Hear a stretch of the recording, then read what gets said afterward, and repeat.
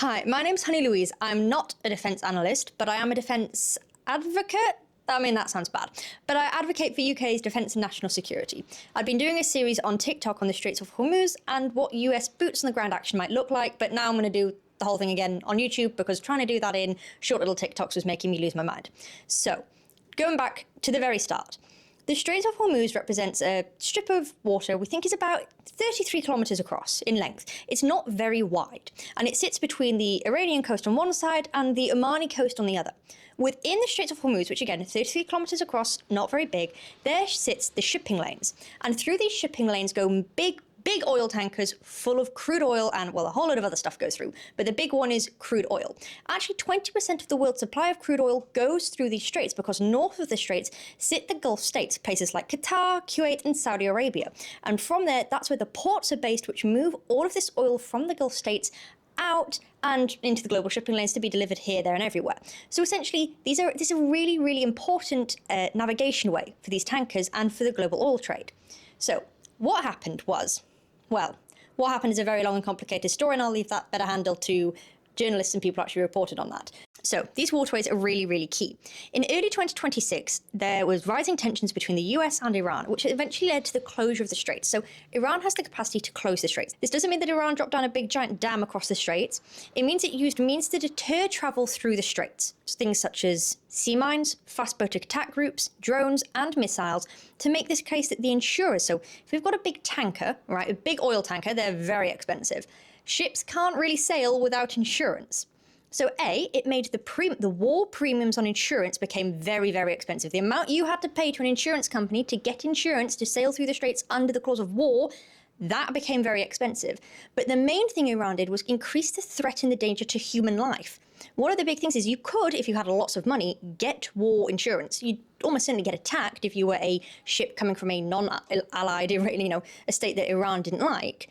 But your big risk was towards your crew and your people, to the staff actually on board. And because of that danger towards human life, no ship was going to go through the straits, not unless they had assurance from Iran that they could. So amazingly, most of the world, which isn't on Iran's side, all of their ships, all of their tankers got stuck, not being able to pass through the straits.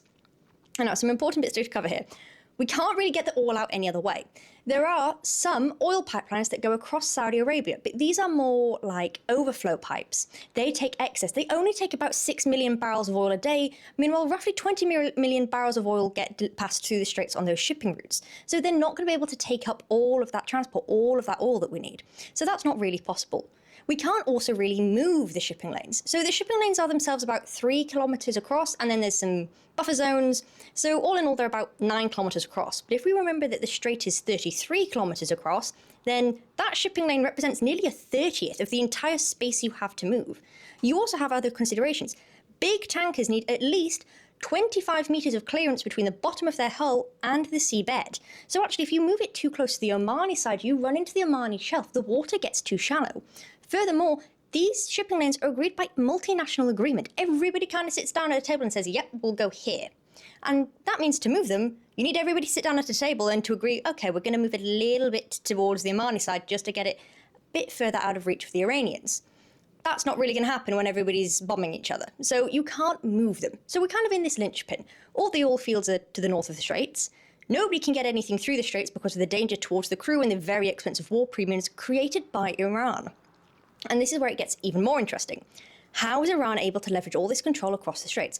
The straits coastline is Iran on one side, so basic geographic proximity. But Iran has known for years that their major leverage over the world is the fact that with a snap of their fingers, they can take out 20% of the world's oil supply. And because oil is a commodity, it's priced together. There is no case that you say, well, this is Iranian supply, this is oil supplied from the Gulf states, so it's going to go more expensive because we can't get it out through the straits. No, you price it all together. So all of the oil, if you take away 20% of the supply of the oil, becomes a lot more expensive. Iran knows that this is its big linchpin on the world. So it is politely militarized the fuck out of the Straits of Hormuz. So, to get into the geography of things, Down the west coast of Iran, we have the Zagros Mountains, the foothills ending just where the coastline by the Straits of Hormuz are on the Iranian side. These mountains are made of hard limestone. They're very, very hilly, very rocky, very bunched up. They're not nice rolling green hills. This is rocky, deserty, scrubland, wasteland mountains. Iran has for years militarized these sites. They've hidden missile sites, army bases, tunnels, bunkers, everything hidden in that mountain range. So at the foothills of these mountains, they have the launch sites for fast boat attack groups. So, think a speedboat with an RPG stuck on it. That kind of thing. That's a danger to a tanker. You whack a hole in the side of a tanker, you're in trouble. So they've had those along by the foothills, that shoreline. And then within the foothills, if you've got, say, a tunnel from which you can have a drone crew, a small quadcopter can travel about 30 kilometers. The strait is 33 kilometers. So if you stand at the shoreline or a bit far in, you can, with your little drone with some explosives strapped to it, create trouble for yourself and take out a couple of oil tankers. Because again, you just need to blow that hole in the side, take out that crew, damage that ship. And then there's also, not only have they managed to militarize the foothills to create a highly defensible position from which they can attack easily, they've also militarized the islands within the region. And then add on to, because we're not yet done, they also then can have long-range missiles, so you can hit that strait from further into the interior of Iran, so not just along this coastline where the Zagros Mountains are, where these islands are. You can be all the way into Iran and launch a missile at these straits. And then finally, because, I could keep on adding problems, but let's stop at 4. So fast boats, militarized sites hidden within the mountains, long-range missiles, and then you've also got sea mines. They can just mine the strait, and then your ship is going to run into a sea mine and again have a hole blown in the side of it. So here, that's the problem laid out. Highly militarized, very small passage through which lots of oil goes, and Iran's been using it to cut off trade, literally threaten the ships, threaten the crew's life. They have the capacity to do that because of this militarization, so no ships are going through the strait, so oil prices are going through the roof. This is the problem. Now we've set up the problem, we can get on to the whole US boots on the ground thing. The US has been hitting Iran with the US and Israel. They're included too. The US and Israel has been hitting Iran heavily with airstrikes, okay? And Iran has been hitting back against the Gulf states and Israel. So it's been tit for tat air war. What we need to understand here is that air dominance doesn't mean you've won. So we have to go back to the Zagros Mountains here. Remember when I said they were made of hard limestone and heavily militarized? If you drop a bunker buster, so a mid-sized bunker buster on the Zagros Mountains, because it's that hard limestone, it's not going to get all the way down. It will get in some way because it's a bunker buster. It's designed to go down, but it's not going to go all the way down and be able to blast apart every single tunnel, hidden base, missile site. So you end up with this case that, yes, the US can and has been hitting Iran, taking out key targets, taking out leadership figures, taking out people to do with the intelligence community. US and Israel have been hitting Iran over and over. But where this linchpin lies, which is around the Strait of Hormuz and around this Iranian coastline, okay, that's really hard to win through air power alone because, okay, I'm going to try and hit you. I can't make sure I've whacked you out all the way because I can't get in deep enough. No air power can penetrate down through the earth enough to really clear you out. And even if it did, okay, I've dropped a missile. And then somebody else has just come along and taken the space where all of your dead Iranians now lay because they've been hit with an airstrike, and some more come along and fill the gap. And then you drop another bomb, and then some more come along and fill the gap. And then you drop another bomb, and some more come along and fill the gap. You don't really hold that land. You can clear it, sure, but you can't hold it. So you're probably going to have to go for boots on the ground to really open up the straits. And then this gets onto the case of what does boots on the ground look like? And this is where we go back to sort of there's 2 main pathways, as I could see it, for what the US might do. Okay, number 1. You send a boots-on-the-ground operation to land on the Iranian coastline by the straits and forcibly clear ground, creating an exclusion zone. So, we said there's 4 big things which are at risk, which are creating risks to the tankers. Sea mines, fast boat attack groups, drones launched from the coastline, and long-range missiles. If you create an exclusion zone, yes, you're not going to counter the long-range missile threat. That's true. But that threat was there anyway, so you know what? Right, you're going to clear out 3 instead of 4 problems, but you're still clearing out 3 when you had 4. Okay? We need to understand that that threat will remain. But what you can do is if you say, so think quadcopter, right? That goes 30 kilometers, so maybe push back to 50. Well, actually, no. In Ukraine, they have fiber optic drones, and they were able to get those, I believe it's 42 kilometers. So let's say 50 is the max that you can get a hobby drone, and then push back to 60 to have that little bit of ground to play with, just in case you've got any errors in intelligence or somebody's done something particularly clever, or you've got some, somebody's just had some luck with some fiber optic cables. So you push back 60 kilometers, because what that means is within that region, even if you're stood at the limit of the exclusion zone when you've got contested territory and you fly your drone, it will still fall short of hitting the shipping lane. Okay, that means that that shipping lane is completely clear. You can't launch a fast boat attack route because you've taken the coastline. You can't launch a hobbyist drone with some, C4 attached to it because you've cleared that ground. Because you have a boots on the ground operation, you're going to clear and hold that ground. You're not going to allow that problem to keep resprouting up. Okay, it's not like ivy. It's not going to pop up again. You've gone root and stem clearance stop. The forces being sent to the Strait indicate that this might be what the US is planning. Although right now, who knows what the US is planning? The forces being sent to the Strait, if you think you've got the USS Ford, Lincoln's in the region, Boxer is on its way, Tripoli on its way. That deployment from Japan was very telling because Tripoli carries 2,200 Marines, and they're Marines of the 31st Marine Expeditionary Unit, 31st MEU.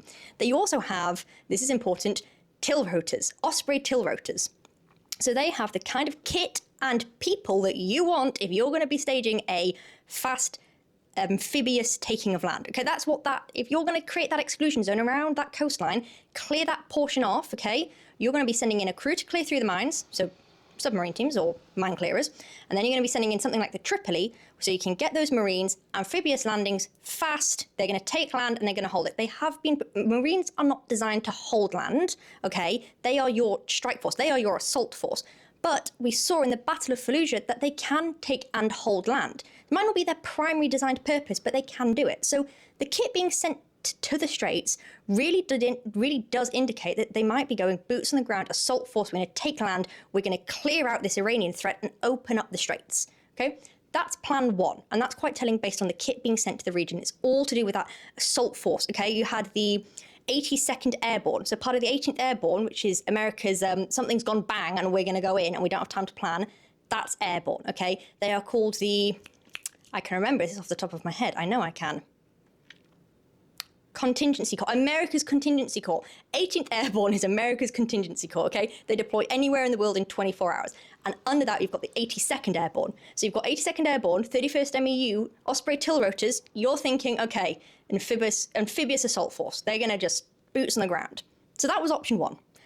Option two is to do with this tiny little island called Karg, which everybody's been talking about. So Karg sits way north of the Strait. Like, it's not even in the Strait. It's past the Strait. It's in the Persian Gulf? No, not London. I'm trying to look at geopolitics on my phone. Go away, Turkey. Oh, Persian Gulf. Arabian Gulf. I was such a genius. Right, Persian Gulf. Anyway, Karg Island is almost like north coast of the Persian Gulf. It's way up there, and it's really tiny. But we care about it because it's an island which sits in deep water. So, right, we're going to get into some specifics about shipping, but we both love that. If you've got a really big tanker, you can unsurprisingly not put it in shallow water because you don't want that hull to hit it. You don't want it to run aground, you don't want to damage the hull, you don't want to tear a big hole in it. So it needs to go into a deep water port.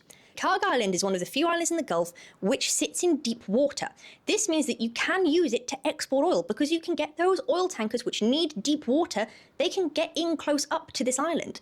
So Karg exports 90% of Iran's oil, which is a ridiculous amount of oil for this. It's tiny, this island, but all of that oil goes through, and all of that oil money that Iran got from exporting powered the regime. That's the general thinking here. You take Karg, okay, we collapse your regime. We've taken your funding out.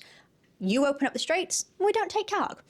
This plan is risky for several reasons. Number one, it would be best for the US if they took Karg with a force based north of the Straits. Right now, their ships are south of the Strait. If you wanted to take Karg, because it's in that Persian Gulf, it's way up by the northern coast of the Persian Gulf, you would arguably want your forces closer than being south of the Strait. They can't really use the Gulf states as basing. So in Kuwait, there's loads of US kit in Kuwait. There's like a whole battalion's worth of kit in Kuwait for the US. But using any of the Gulf states as a base, if the US says, hey, can we use our bases in these Gulf states to take Karg, paints a massive target on the back of those Gulf states for Iran. Iran's going to come and be like, you dicks, why are you letting the US use these bases? So it gets tricky logistically. There's also the problem of the regime. The regime fundamentally does not care about the lives of the Iranian people. The regime is not Iranian. There is a long history of Iran, of Persia. It's a very old civilization. It's a very old state. The regime does not care, fundamentally. It simply does not. The regime does not see people. It sees potential martyrs. So there's a case that you could say to the US, hey, we'll take Karg, we'll collapse all of your funding, we're going to create terror and we're going to create horrific conditions for your people internally by collapsing that oil funding, the regime might not care. It probably does not care. So you need to be sure that the regime will actually value its people's lives enough that it will go, well, okay, we're going to open up the straits. We will tell our teams to back off from any tanks in the region. Anybody can pass through. No worries. But again, doing that relies on you taking cargo and hurting the regime. Because if you hurt the people and think hurting people is going to hurt the regime doesn't care. You have to hit the regime specifically right now. And the regime, it don't be giving a shit. It really don't. So when you hit it, you hit Karg, you've got to make sure that hitting Karg hits the regime and doesn't hit the people. You can't think, oh, I hit the people, I'll hit the regime. Nah, the regime doesn't care. It really doesn't care. So there's lots more I could go into, but broadly, as rapidly as I can, because I am not an analyst, I just want to advocate for UK defence and national security, and there are people who can do an analyst's perspective of the Straits of Hormuz far better than I can. That's it. That was all I had to say about 2 ways you could see boots on the ground operations in Iran. You either take Karg, or you're going to create an exclusion zone around the Strait. But that's me done. I have nothing more to say on the Straits of Hormuz unless I'm going to talk about UK national security and defence. For now, finito. End of. Done. Goodbye.